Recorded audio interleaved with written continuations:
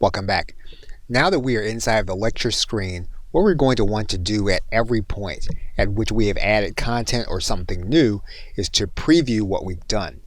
And if you look to the right hand corner, you're going to see the preview button. We're going to click preview, and what we're going to then see is what the student is going to see when they're inside of the lesson. Now you will have opened a new tab, so you're going to go back to the same tab in order to come back to this administration screen.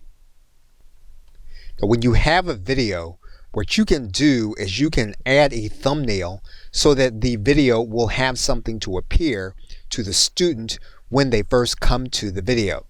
You're going to click this button that says Update Thumbnail. Now again, Teachable does have images available, or you can add one from your personal computer.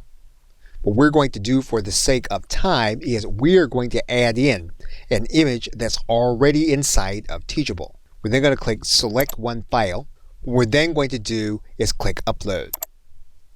Once the upload is complete, we'll then have our video thumbnail.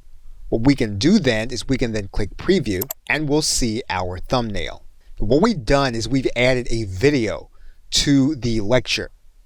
We can also add in audio as well as a PDF. And to do that, all we'll need to do is to drag and drop the content to the same window where the video is. So for example, let's assume that we wanted to add in an audio to our lecture. All we need to do is to drag and drop that audio into this area where it says drop to unload.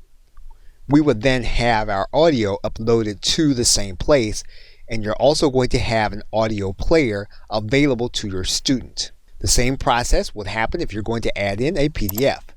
You're going to drag and drop your PDF in this area, and that PDF will then be available to your student.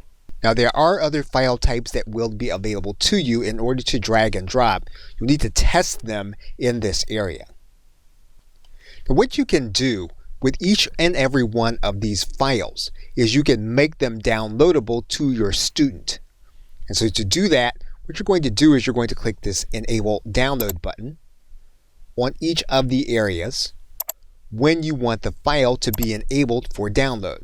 What you can also do is you can make it so that the student will not see the file as an embed. So for example, what we can do to the video is we can turn off the embed. What we're going to do now is we're going to preview what the student is going to see. You'll notice now that the video is available for download, but it's not available for viewing here inside of Teachable. However, if we turn the embed back on, we'll then preview again, and we'll notice then that our video is then available once again. Once we have our files in the way we want them, we can then click the Publish button. This lecture is then ready for students to experience. Now because you have a video available to you, one of the things you can do is add in a caption. You can do that by clicking Upload Caption. If you have the transcript available, you can then add it to your video.